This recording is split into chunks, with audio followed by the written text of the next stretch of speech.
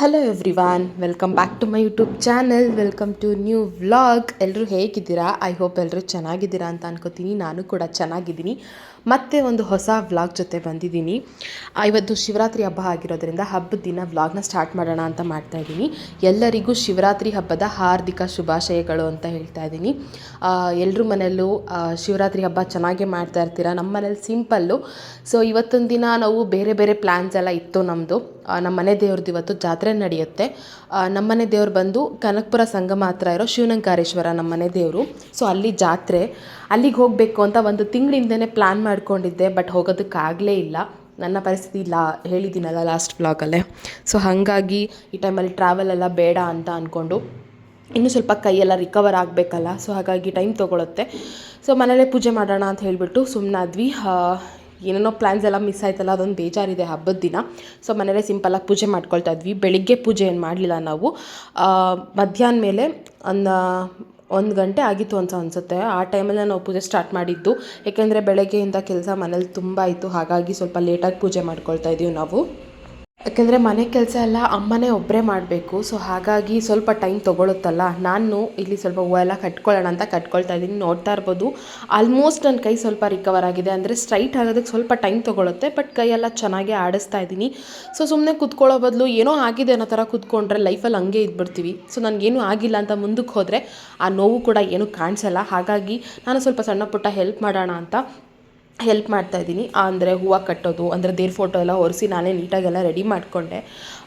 ಆಗುತ್ತಾ ಇಲ್ವಾ ಅಂತ ಅಂದ್ಕೊಂಡೆ. ಬಟ್ ಯಾಕೋ ನನಗೆ ನಾನೇ ಧೈರ್ಯ ತಂದ್ಕೊಂಡ್ರೆ ಅಲ್ವಾ, ಮೊದಲು ನಾವು ಸೆಲ್ಫ್ ಮೋಟಿವೇಟ್ ಆಗಬೇಕು, ಆಮೇಲೆ ಎಲ್ಲ ತಾನಾಗಿ ತಾನೇ ಸರಿ ಹೋಗುತ್ತೆ. ಸೊ ಈ ಥರ ಎಲ್ಲ ಹೂವು ಕಟ್ಕೊಂಡು ಕಳ್ಸಕ್ಕೆಲ್ಲ ರೆಡಿ ಮಾಡ್ಕೊಳ್ತಾ ಇದ್ದೆ. ಹೂವು ಎಲ್ಲ ಬಿಡುವ ತೊಗೊಬಂದಿದ್ರು ಅಮ್ಮ 3 ದಿನ ಮುಂಚೆಗೇ. ಹಬ್ಬದ ಟೈಮಲ್ಲಿ ತಂದರೆ ತುಂಬ ರಶ್, ಅಂದರೆ ರೇಟ್ ಜಾಸ್ತಿ ಆಗುತ್ತೆ ಅನ್ನೋ ಕಾರಣಕ್ಕೆ ಅಮ್ಮ ಮೊದಲೇ ತೊಗೊಬಂದಿದ್ರು ಹೂವು ಎಲ್ಲ. ಸೊ ಅದನ್ನೆಲ್ಲ ಕಟ್ಟಿ ಫೋಟೋಕ್ಕೆಲ್ಲ ಬೇಕಾಗುತ್ತಲ್ಲ. ಸೊ ಹಾಗಾಗಿ ಎಲ್ಲ ರೆಡಿ ಮಾಡ್ಕೊಳ್ತಾ ಇದ್ದೆ. ಕೈನ ಸ್ವಲ್ಪ ಅಂದರೆ ಜಾಸ್ತಿ ಆಡಿಸ್ತೀನಿ, ಸ್ಟ್ರೈಟಾಗೆಲ್ಲ ಸ್ವಲ್ಪ ಅಂದರೆ ಇನ್ನೂ ವೆಯ್ಟೆಲ್ಲ ಎತ್ತೋದಕ್ಕೆ ಹೇಳಿಲ್ಲ. ಮಾಮೂಲಿ ಒಂದು ಲೋಟ ಆ ಥರ ಏನಾರು ಇಟ್ಕೊಬೋದು ಕೈಯಲ್ಲಿ, ಜಗ್ಗು ಆ ಥರ ಎಲ್ಲ ಕ್ಯಾರಿ ಮಾಡ್ತೀನಿ. ಬಟ್ ತುಂಬ ವೆಯ್ಟು ಅಂದರೆ ಡಾಕ್ಟ್ರು ಪ್ರಿಸ್ಕ್ರಿಪ್ಷನ್ ಇಲ್ಲದೇ ನಾವು ಆ ಥರ ಎಲ್ಲ ಮಾಡೋಕ್ಕೆ ಹೋಗಬಾರ್ದು, ಸಜೆಷನ್ ತೊಗೊಳ್ದೇನೆ. ಹಾಗಾಗಿ ನನ್ನ ಕೈಲಿ ಎಷ್ಟು ಆಗುತ್ತೋ, ಅಂದರೆ ಅದಕ್ಕೆ ರಿಸ್ಕ್ ಏನು ತೊಗೊಳ್ತಾ ಇಲ್ಲ. ನಾರ್ಮಲಾಗಿ ಕೈ ಆಡಿಸಿ ಅಂತ ಹೇಳಿದ್ದಾರೆ. ಸೊ ಮೂಳೆ ಎಲ್ಲ ಆಡಬೇಕಲ್ವಾ. ಸೊ ಹಿಂಗೆ ಆಪ್ರೇಷನ್ ಆಗಿರೋದ್ರಿಂದ ಮೂಳೆ ಹಂಗೆ ಸ್ಟ್ರಕ್ ಆಗುತ್ತೆ. ಸೊ ಅದನ್ನೆಲ್ಲ ರಕ್ತ ಎಲ್ಲ ಆಡಬೇಕಲ್ಲ. ಹಾಗಾಗಿ ಸೊ ಅಮ್ಮ ಇಲ್ಲಿ ದೇವ್ರ ಮನೆ ಕ್ಲೀನ್ ಮಾಡ್ಕೊಳ್ತಾಯಿದ್ರು. ಫಸ್ಟು ನಾನೇ ಮಾಡೋಣ ಅಂದ್ಕೊಂಡೆ, ಬಟ್ ನನಗೆ ಅದಿನ್ನೂ ಕೈ ಸಪೋರ್ಟ್ ಮಾಡ್ತಾ ಇಲ್ವಲ್ಲ. ಹಾಗಾಗಿ ಆ ಥರ ಎಲ್ಲ ಕುತ್ಕೊಂಡು ಬಗ್ಗಿ ಎಲ್ಲ ನಂಗೆ ಇನ್ನೂ ಒರೆಸೋದಕ್ಕಾಗಲ್ಲ. ಹಾಗಾಗಿ ದೇವ್ರ ಫೋಟೋ ಎಲ್ಲ ಆಚೆ ಇಟ್ಟು ಆ ಥರ ಎಲ್ಲ ದೇವ್ರ ಮನೆ ಕ್ಲೀನ್ ಮಾಡ್ಕೊಡ್ತಾಯಿದ್ರು. ಆಮೇಲೆ ನಾನು ಬೇಕಾದ್ರೆ ಫೋಟೋಗೆಲ್ಲ ನಾನೇ ಬುತ್ತಿ ಎಲ್ಲ ಇಡ್ತೀನಮ್ಮ ಅಂತ ಹೇಳಿದೆ. ಸೊ ಹಂಗಾಗಿ ಅವರು ಒಳಗಡೆ ಎಲ್ಲ ಕ್ಲೀನ್ ಮಾಡ್ಕೊಳ್ತಾ ಇದ್ದಾರೆ. ಹಬ್ಬದ ದಿನವೇ ಕ್ಲೀನ್ ಮಾಡ್ತಾ ಇರೋದು, ಏಕೆಂದರೆ ಅಮ್ಮ ಡ್ಯೂಟಿ ಇರುತ್ತೆ. ಸೊ ಅವ್ರಿಗೆ ಟೈಮೇ ಸಿಕ್ಕಲ್ಲ. ಮನೇಲೂ ಕೆಲಸ ಮಾಡಬೇಕು, ಹೊರಗಡೆನೂ ಕೆಲಸ ಮಾಡಬೇಕು. ಸೊ ನಾನು ನೋಡ್ಕೋಬೇಕು, ನನ್ನ ಪಾಪು ನೋಡ್ಕೋಬೇಕು. ಹಾಗಾಗಿ ಅವ್ರಿಗೆ ಟೈಮೇ ಸಿಕ್ಕಲ್ಲ, ಕೆಲಸಗಳೇ ಆಗ್ಬಿಡ್ತಾಯಿತ್ತು. ಮನೆ ಕ್ಲೀನಿಂಗ್ ಮಾಡೋದು ಟೈಮ್ ಸಿಕ್ಕಾಗೆಲ್ಲ ಅದನ್ನು ಮಾಡ್ಕೊಳ್ತಾಯಿದ್ರು. ಸೊ ಅದಕ್ಕೆ ಹಬ್ಬದ ದಿನವೇ ಕ್ಲೀನಿಂಗ್, ದೇವ್ರ ಮನೆದೆಲ್ಲ ಕ್ಲೀನಿಂಗ್ ಮಾಡ್ಕೊಳ್ತಾಯಿದ್ರು ಅಮ್ಮ. ಸೊ ಫೈನಲಿ ದೇವ್ರ ಮನೆ ಈ ರೀತಿಯಾಗಿ ರೆಡಿ ಆಯಿತು. ಸಿಂಪಲ್ಲಾಗೆ ಬಿಡು ಹೂವು ತಂದಿರೋದ್ರಿಂದ ಆ ಥರ ಎಲ್ಲ ಮುಡಿಸಿ ನಾವು ಕಳ್ಸಕ್ಕೆ ಮಾತ್ರ ಹೂವು ಕಟ್ಕೊಳ್ತಾ ಇದ್ದೆ. ಆ್ಯಂಡ್ ಅದು ನಮ್ಮ ಮನೆ ದೇವರು ಶಿವನಂಕಾರೇಶ್ವರ ಲೆಫ್ಟ್ ಸೈಡಲ್ಲಿ ಕಾಣ್ತಿದೆಯಲ್ಲ. ಸೊ ಅದು ಶಿವನಂಕಾರೇಶ್ವರ ನಮ್ಮ ಮನೆ ದೇವರದ್ದು. ಸೊ ತುಂಬ ವರ್ಷಗಳಿಂದನೇ ಇಟ್ಟಿದ್ದೀವಿ. ಅರೌಂಡ್ ನಾನು ಐ ಥಿಂಕ್ ಸ್ಕೂಲ್ ಡೇಸಲ್ಲಿ ಇದ್ದಾಗೆ ತಂದಿದ್ರು ಅನಿಸುತ್ತೆ ನಮ್ಮ ಮನೆಗೆ. ಸೊ ಅವಾಗಿಂದನೂ ಫೋಟೋ ನಮ್ಮ ಮನೇಲೇ ಇದೆ. ಮನೆ ದೇವ್ರುಗಳನ್ನ ಕೆಲವರು ಇಟ್ಕೊಳ್ಳಲ್ಲ, ಬಟ್ ಶಿವನಂಕಾರೇಶ್ವರ ಆಗಿರೋದ್ರಿಂದ ನಾವು ಇಟ್ಕೊಳ್ತಾ ಇದ್ದೀವಿ. ನಮಗೇನು ಆ ಥರ ಫೀಲ್ ಇಲ್ಲ.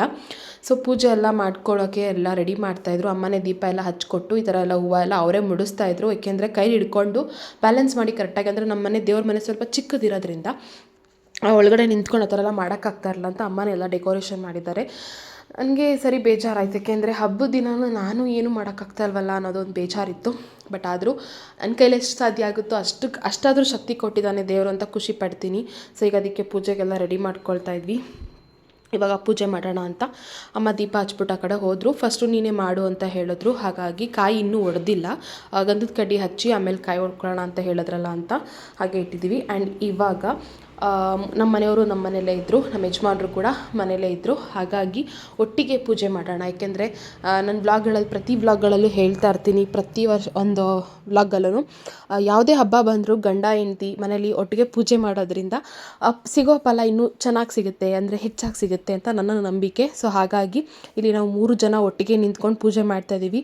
ಬಟ್ ಆ ಪೂಜೆ ಮಾಡೋದು ವೀಡಿಯೋ ಕರೆಕ್ಟಾಗಿ ಕ್ಯಾಪ್ಚರ್ ಆಗಲ್ಲ, ಯಾಕೆಂದರೆ ನಮ್ಮ ದೇವ್ರ ಮನೆ ಚಿಕ್ಕದಿರೋದ್ರಿಂದ ಒಳಗಡೆ ಒಬ್ಬರು ಅಷ್ಟೇ ನಿಂತ್ಕೊಂಡು ಪೂಜೆ ಮಾಡೋಕ್ಕೆ ಮಾಡೋಕ್ಕಾಗುತ್ತೆ, ಒಬ್ಬರು ನಿಂತ್ಕೊಳ್ಳೋದಕ್ಕೂ ಕಷ್ಟ ಆಗುತ್ತೆ. ಬಟ್ ಅದಕ್ಕೆ ಆಚೆ ನಿಂತ್ಕೊಂಡು ನಾವು 3 ಜನ ಒಟ್ಟಿಗೆ ಪೂಜೆ ಮಾಡೋಣ ಅಂತ ಹೇಳ್ಬಿಟ್ಟು ಪೂಜೆ ಮಾಡ್ತಾಯಿದ್ವಿ. ಸೊ ಇದೊಂದು ಖುಷಿ ಅನಿಸುತ್ತೆ.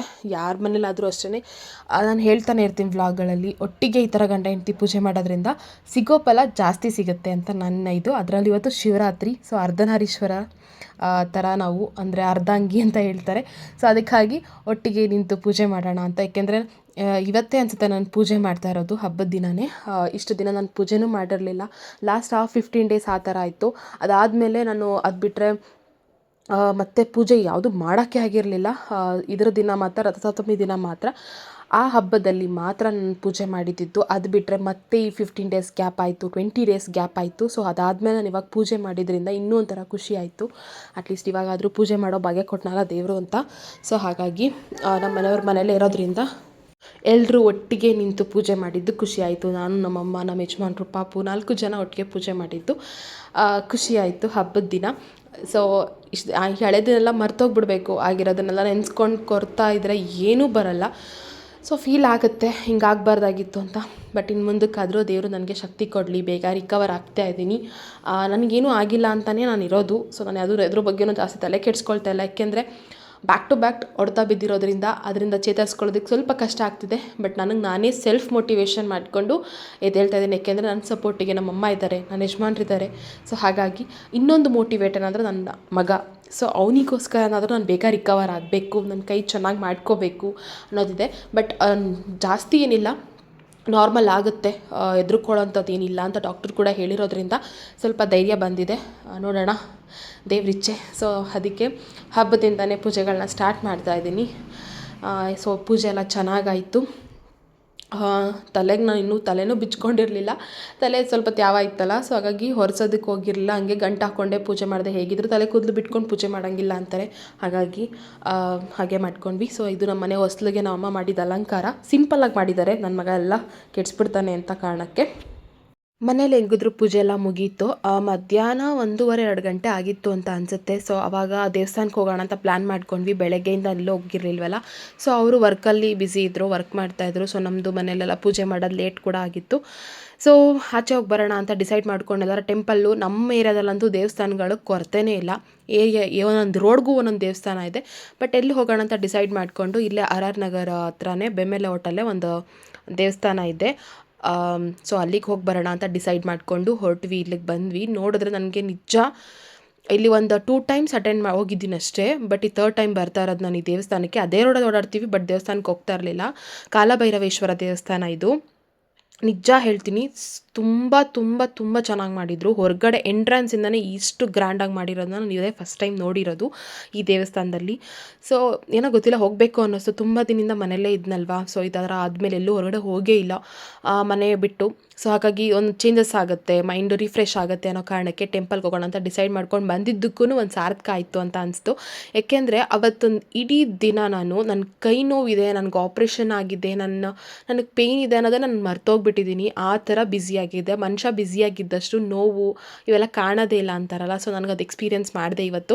ಸೊ ಆ ಡೆಕೋರೇಷನ್ ನೋಡ್ತಾನೆ ನಾನು ಕಳೆದೋಗ್ಬಿಟ್ಟೆ. ಆ್ಯಂಡ್ ವೀಡಿಯೋಸ್ ಮಾಡ್ಕೊಳ್ಳೋದಕ್ಕಿಂತ ನನಗೆ ಜಾಸ್ತಿ ಕ್ಯಾಪ್ಚರ್ ಮಾಡೋಣ ಅಂದ್ಕೊಳ್ಳೋಷ್ಟರಲ್ಲಿ ವೀಡಿಯೋ ಮಾಡ್ಕೊಳ್ಳೋ ಬದಲು ಫಸ್ಟು ನೋಡೋಣ. ಏಕೆಂದರೆ ಎಷ್ಟೋ ದಿನ ಆದಮೇಲೆ ಆಚೆ ಬಂದಿದ್ದೀನಿ. ಸೊ ಅದನ್ನು ನೋಡಬೇಕು ಅನ್ನೋ ಖುಷಿನೇ ಜಾಸ್ತಿ ಇತ್ತು ನನಗೆ. ತುಂಬ ತುಂಬ ಚೆನ್ನಾಗಿ ಮಾಡಿದರು. ಡೆಕೋರೇಷನ್ ಮಾತ್ರ ತುಂಬ ಚೆನ್ನಾಗಿ ಕಾಣಿಸ್ತಾ ಇತ್ತು. ದೇವ್ರದ್ದು ಅಲಂಕಾರ ಎಲ್ಲ ಎಂಟ್ರೆನ್ಸಲ್ಲೇ ಶಿವಲಿಂಗದ್ದು ಸ್ಟ್ಯಾಚು ಮಾಡಿದರು, ಮತ್ತು ಹೊರಗಡೆ ಶಿವ ಪಾರ್ವತಿದು ಮಾಡಿದರು. ಸೊ ಅದು ಆ ಕಡೆಯಿಂದ ಬರ್ತಾ ವೀಡಿಯೋ ಮಾಡ್ಕೊಳ್ತೀನಿ. ಏಕೆಂದರೆ 2 ಗಂಟೆಗೆ ಕ್ಲೋಸ್ ಆಗಿಬಿಡತ್ತೆ, ಅಂದರೆ ಟೆಂಪಲ್ ಕ್ಲೋಸ್ ಮಾಡ್ತಾರೆ ಅಂತ ಹೇಳಿದ್ರು. ಏಕೆಂದರೆ 3 o'clockಗೇನೋ ಅಭಿಷೇಕ ಮಾಡ್ತಾರೆ.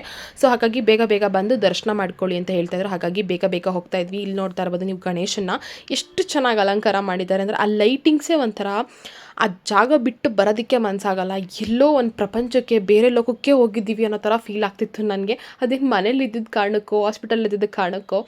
ಸೊ ಹಾಗಾಗಿ ಯಾವಾಗಲೂ ಹೊರಗಡೆ ಇದ್ದಿದ್ದ ಹಕ್ಕಿನ ತಂದು ಒಂದೇ ಸರಿ ಕೂಡಾಕ್ಬಿಟ್ರೆ ಹೆಂಗೆ ಪರದಾಡುತ್ತೋ, ಸೊ ಹಂಗೆ ನನಗೂ ಆಗಿತ್ತು. ಒಂದೇ ಸರಿ ಆಚೆ ಬಿಟ್ಟಾಗ ಪಕ್ಷಿ ಹೆಂಗೆ ಹಾರಾಡುತ್ತೋ ಹಾಗೆ ಖುಷಿಯಲ್ಲಿ ತೇಲಾಡ್ತಿದ್ದೆ ನಾನು. ಖುಷಿ ಆಯಿತು. ಇದು ಅಮ್ಮನವ್ರ ದೇವಸ್ಥಾನ. ಅಮ್ಮನವ್ರನ್ನ ನೋಡ್ಬೋದು ನೀವು, ಎಷ್ಟು ಚೆನ್ನಾಗಿ ಅಲಂಕಾರ ಮಾಡಿದರು. ನನಗೆ ವೀಡಿಯೋ ಮಾಡ್ಕೋಬೇಕು ಅನ್ನೋದಕ್ಕಿಂತ ಸೊ ಆ ಒಂದು ಅಲಂಕಾರನ ಕಣ್ಣು ತುಂಬ್ಕೋಬೇಕು ಅನ್ನೋದೇ ನಾನು ಜಾಸ್ತಿ ಮೈಂಡಲ್ಲಿ ಇದ್ದಿದ್ದು. ಸೊ ಅದನ್ನು ನೋಡಿನೇ ಕಳೆದೋಗ್ತಾ ಇದೆ. ಅಷ್ಟು ಚೆನ್ನಾಗಿತ್ತು ಅಲಂಕಾರಗಳೆಲ್ಲ. ಫ್ಲವರ್ಸಲ್ಲಿ, ಆಮೇಲೆ ಫ್ರೂಟ್ಸಲ್ಲಿ, ತೆಂಗಿನಕಾಯಿನಲ್ಲಿ ತುಂಬ ಚೆನ್ನಾಗಿ ಮಾಡಿದ್ದಾರೆ ಅಲಂಕಾರ ಮಾತ್ರ ಖುಷಿ ಆಯಿತು ನೋಡಿ. ಸೊ ಹಂಗೆ ದೇವಸ್ಥಾನದೊಳಗಡೆ ದರ್ಶನ ಎಲ್ಲ ಮಾಡಿಕೊಂಡು ನಾವು ಹೋಗಿದ್ದ ಟೈಮು ಬೆಟರ್ ಅನ್ನಿಸ್ತು. ಯಾಕೆಂದರೆ ಇಲ್ಲ ಮಾರ್ನಿಂಗ್ ಹೋಗಿದ್ರೆ ಇಲ್ಲ ಈವ್ನಿಂಗ್ ಹೋಗಿದ್ರೆ ತುಂಬ ರಶ್ ಇರ್ತಿತ್ತೇನೋ. ಬಟ್ ನಾವು ಮಿಡಲಲ್ಲಿ ಹೋಗಿದ್ರೋದ್ರಿಂದ ಜನ ಏನು ಅಷ್ಟಾಗಿರಲಿಲ್ಲ, ಕಮ್ಮಿ ಇದ್ದರು. ಸೊ ಹಾಗಾಗಿ ದರ್ಶನ ಮಾಡ್ಕೊಂಬಿಟ್ವಿ. ಯಾಕೆಂದರೆ ಒಂದು 3 to 4 years ಬ್ಯಾಕ್ ಏನೋ ಅನ್ಸುತ್ತೆ, ನಾವು ಶಿವರಾತ್ರಿ ಹಬ್ಬದ ಟೈಮಲ್ಲಿ ನನಗಿನ್ನ ಮ್ಯಾರೇಜ್ ಆಗಿರಲಿಲ್ಲ. ಆ ಟೈಮಲ್ಲಿ ನಾವು ಈ ಟೆಂಪಲ್ಗೆ ಬಂದಾಗ ನೈಟ್ ದರ್ಶನ ಮಾಡೋಣ ಅಂತ ಬಂದರೆ ಎಷ್ಟು ಕ್ಯೂ ನಿಂತಿದ್ದು ಅಂದರೆ 1 hour 2 hour ಕ್ಯೂ ನಿಂತಿದ್ರು ನಮಗೆ ದರ್ಶನ ಸಿಗ್ತಿರ್ಲಿಲ್ಲ, ಆ ಥರ ಇದ್ದಿತ್ತು. ಸೊ ಈ ಸಾರಿ ಹೋಗಿದ್ದು ಡೈರೆಕ್ಟ್ ದರ್ಶನ ಒಳಗಡೆ ಹೋದ್ವಿ, ದರ್ಶನ ಮಾಡ್ಕೊಂಡು ಆರಾಮಾಗಿ ಕೂತಿದ್ದು ಬಂದ್ವಿ. ಸೊ ಈ ಹೊರಗಡೆ ಶಿವ ಪಾರ್ವತಿದು ಸ್ಟ್ಯಾಚು ಮಾಡಿದ್ದಾರೆ, ನೋಡ್ತಾ ಇರ್ಬೋದು. ಸೇಮ್ ಒಳ್ಳೆ ಕೈಲಾಸನೇ ಕ್ರಿಯೇಟ್ ಮಾಡಿದ್ದಾರೆ ಅನ್ನೋ ಥರ ಫೀಲ್ ಆಗ್ತಿತ್ತು ಅಲ್ಲಿ. ತುಂಬ ಚೆನ್ನಾಗಿದೆ, ತುಂಬ ರಿಯಲಿಸ್ಟಿಕ್ಕಾಗಿ ಮಾಡಿದ್ದಾರೆ ಎಲ್ಲ ಇದೂ. ಕೆಲವೊಂದು ರಿಯಲ್ ಅಂದರೆ ವಸ್ತುಗಳನ್ನ ಬಳಸ್ಕೊಂಡಿದ್ದಾರೆ, ಕೆಲವೊಂದು ಆರ್ಟಿಫಿಷಿಯಲ್ಗಳನ್ನ ಬಳಸ್ಕೊಂಡು ಮಾಡಿದ್ದಾರೆ. ತುಂಬ ಚೆನ್ನಾಗಿ ಮಾಡಿದರು. ಆ್ಯಂಡ್ ಇಲ್ಲಿ ಹೊರಗಡೆ ಪ್ರಸಾದ ಕೂಡ ಕೊಡ್ತಾಯಿದ್ರು, ಚಿತ್ರಾನ್ನ ಮತ್ತು ಲಾಡುನ ಮತ್ತು ಒಂದು ಬಾಳೆಹಣ್ಣೆಲ್ಲ ವಿತರಣೆ ಮಾಡ್ತಾಯಿದ್ರು ಇಲ್ಲಿ ದರ್ಶನಕ್ಕೆ ಬಂದವ್ರಿಗೆಲ್ಲ. ಸೊ ಅದನ್ನೆಲ್ಲ ಈಸ್ಕೊಂಡು ತಿನ್ನೋಣ ಅಂತ ಅಲ್ಲೇ ಕೂತ್ಕೊಂಡ್ವಿ. ಪ್ರಸಾದನೂ ಸಿಕ್ತಲ್ಲ ಅನ್ನೋ ಖುಷಿ ಆಯಿತು. ಸೊ ಅದನ್ನೆಲ್ಲ ತಿಂದ್ಕೊಂಡು ದರ್ಶನ ಮಾಡಿದ್ದು ಇನ್ನೂ ಖುಷಿ ಆಯಿತು. ಏನೋ ಒಂಥರ ಮನಸ್ಸಿಗೆ ಹ್ಯಾಪಿ ಅಂತ ಫೀಲ್ ಆಗ್ತಿತ್ತು ನನಗೆ. ಮತ್ತು ಈವ್ನಿಂಗಿಂದ ವ್ಲಾಗ್ ಸ್ಟಾರ್ಟ್ ಮಾಡ್ತಾಯಿದ್ದೀನಿ. ದೇವಸ್ಥಾನದಿಂದ ಅಲ್ಲಿಂದ ಬಂದಮೇಲೆ ಸ್ವಲ್ಪ ಹೊತ್ತು ಮನೆಗೆ ಬಂದು ಊಟ ಮಾಡಿ ರೆಸ್ಟ್ ಮಾಡಿ ಎದ್ದು ಮತ್ತೆ ಮುಖ ಕಾಲಕ್ಕೆಲ್ಲ ತೊಳ್ಕೊಂಡು ಮತ್ತು ಈವ್ನಿಂಗ್ ದೀಪ ಹಚ್ಚಬೇಕಲ್ಲ, ಮತ್ತು ಕಡ್ಡಿಯೆಲ್ಲ ಹಚ್ಚಿ ಪೂಜೆ ಮಾಡು ಅಂತ ಅಮ್ಮ ಹೇಳಿದ್ರು. ಸೊ ಹಾಗಾಗಿ ಈವ್ನಿಂಗು ಕೂಡ 6 ಗಂಟೆನೂ ಆಗಿತ್ತು. ಸೊ ಅವಾಗ ದೀಪ ಎಲ್ಲ ಹಚ್ಚಿ ಕಡ್ಡಿಯೆಲ್ಲ ಹಚ್ಚಿ ಪೂಜೆ ಮಾಡಿಕೊಂಡೆ. ಇವತ್ತೇನೋ ಹ್ಯಾಪಿ ಫೀಲ್ ಥರ ಇದೆ. ಬ್ಯುಸಿ ಡೇ ಅಂತಲೇ ಹೇಳ್ಬೋದು. ಸೊ ಮಧ್ಯಾಹ್ನ 1 hour ಮಲ್ಕೊಂಡ್ವಿದ್ವಿ, ಅಷ್ಟು ಬಿಟ್ಟರೆ ಬೆಳಗ್ಗೆಯಿಂದ ಕೆಲಸ, ದೇವಸ್ಥಾನ ಅದು ಇದು ಅಂತಲೇ ಬ್ಯುಸಿ ಆಗ್ತಾಯಿದ್ವಿ. ಸೊ ಹಾಗೆ ಈವ್ನಿಂಗ್ ಆಗಿತ್ತಲ್ಲ, ಅಮ್ಮ ಟೆಂಪಲ್ಗೆ ಬಂದಿರಲಿಲ್ಲ ನಮ್ಮ ಜೊತೆ. ನಾವು 3 ಜನ ಅಷ್ಟೇ ಮಧ್ಯಾಹ್ನ ಹೋಗಿರೋದ್ರಿಂದ. ನಮ್ಮ ಏರಿಯಾದಲ್ಲೇ ಮುನೇಶ್ವರ ಸ್ವಾಮಿ ದೇವಸ್ಥಾನ ಇದೆ. ಸೊ ಇದಕ್ಕೂ ಹೇಳಬೇಕು ಅಂದರೆ ನಾನು ಇದೇ ಫಸ್ಟ್ ಟೈಮ್ ಹೋಗ್ತಾ ಇರೋದು, ನಾನು ನಮ್ಮಮ್ಮ. ಸೊ ಈ ಟೆಂಪಲ್ ಹತ್ರ ಇದ್ರೂ ಹೋಗೋಕ್ಕೆ ಆಗ್ತಾ ಇರಲ್ಲ ನಾವು. ಸೊ ಟೈಮಿಂಗ್ಸ್ ಇರ್ತಿತ್ತು ಅನಿಸುತ್ತೆ. ಸೊ ನಾವು ಯಾವಾಗ ನೋಡಿದ್ರೂ ಓಪನ್ ಇರ್ತಿಲ್ಲ ದೇವಸ್ಥಾನ, ಹಾಗಾಗಿ ಹೋಗೋ ಚಾನ್ಸ್ ಸಿಕ್ಕಿಲ್ಲ ಅಂತ ಅನಿಸುತ್ತೆ. ಬಟ್ ಈ ಹಬ್ಬದ ದಿನ ನಮಗೆ ಚಾನ್ಸ್ ಸಿಕ್ತು. ಬಟ್ ಬೆಳಗ್ಗೆನೇ ಅಂದ್ಕೊಂಡಿದ್ವಿ ಇಲ್ಲೇ ಹೋಗೋಣ ದೇವಸ್ಥಾನಕ್ಕೆ ಅಂತ. ಬಟ್ ಮಧ್ಯಾಹ್ನ ತಿನ್ನಿಸಿರ್ಲಿ ಅಂತ ನಾವು 3 ಜನ ಹೋಗಿದ್ವಲ್ಲ. ಸೊ ಈಗ ಅಮ್ಮ, ನಾನು, ಪಾಪು 3 ಜನ ಹೋಗಿದ್ವಿ.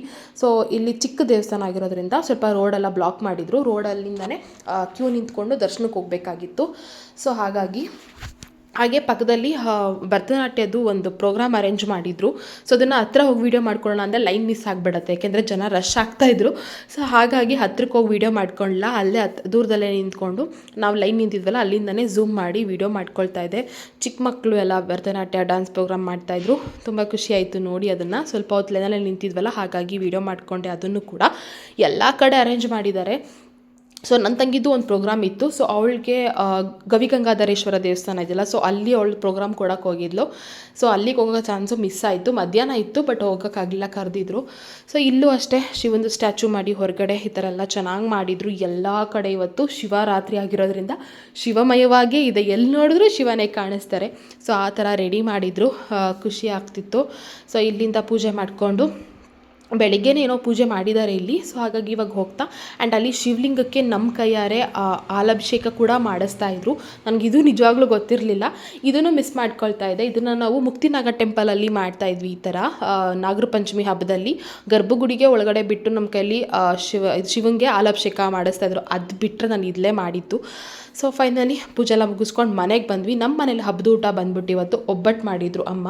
ಸೊ ಮಧ್ಯಾಹ್ನನೇ ಸಂಜೆಲೇ ನಾವು ಸ್ಟಾರ್ಟ್ ಮಾಡಿದ್ದು ಅಡುಗೆಗೆಲ್ಲ. ಸೊ ಅಮ್ಮ ಬಿಸಿ ಬಿಸಿ ಒಬ್ಬಟ್ಟು ಮಾಡಿದರು ಆ್ಯಂಡ್ ಹೆಸರು ಬೇಳೆ ಮಾಡಿದ್ವಿ. ಲೈಟಾಗಿ ನಾವಿರೋದೇ 3 ಜನ ಅಲ್ಲ, ಸೊ ಇನ್ನೇನು ಸ್ಪೆಷಲ್ಲು ಅಂತ ಹೇಳಿಬಿಟ್ಟು ಒಬ್ಬಟ್ಟು, ಹೆಸರು ಬೇಳೆ, ವೈಟ್ ರೈಸು, ಆಮೇಲೆ ತರಕಾರಿ ಸಾಂಬಾರು ಮಾಡಿದರು. ಸೊ ಇಷ್ಟೇ ಸಾಕು ಅಂತ ಹೇಳಿಬಿಟ್ಟು ಇವಾಗ ಊಟ ಮಾಡೋಣ ಅಂತ ಮಾಡ್ತಾಯಿದ್ವಿ. ಇವಾಗೆಲ್ಲ ಟೈಮ್ ಆಗಿದೆ, 9 ಗಂಟೆ ಮೇಲೆ ಊಟ ಸ್ಟಾರ್ಟ್ ಮಾಡಿದ್ದು ನಾವು. ಇಷ್ಟೇ ನಮ್ಮನೆ ಹಬ್ಬದ ಊಟ, ಸಿಂಪಲ್ಲಾಗಿ ಮಾಡ್ಕೊಂಡಿದ್ದೀವಿ ನಾವು ಕೂಡ. ಇಲ್ಲಿಗೆ ನಾನು ವ್ಲಾಗ್ ಕೂಡ ಎಂಡ್ ಮಾಡ್ತಾ ಇದ್ದೀನಿ. ಐ ಹೋಪ್ ಈ ವ್ಲಾಗ್ ಎಲ್ರಿಗೂ ಇಷ್ಟ ಆಗಿದೆ ಅಂತ ಅನ್ಕೋತೀನಿ. ಇಷ್ಟ ಆಗಿದ್ರೆ ಪ್ಲೀಸ್ ಲೈಕ್, ಶೇರ್, ಕಮೆಂಟ್ ಮಾಡಿ ಅಂತ ಹೇಳ್ತಾ ವ್ಲಾಗ್ನ ಎಂಡ್ ಮಾಡ್ತಾ ಇದ್ದೀನಿ. ಮತ್ತೆ ಒಂದು ಹೊಸ ವ್ಲಾಗ್ ಜೊತೆ ಬರ್ತೀನಿ ಅಂತ ಹೇಳ್ತಾ ಅಲ್ಲಿವರೆಗೂ ಟೇಕ್ ಕೇರ್, ಬಾಯ್.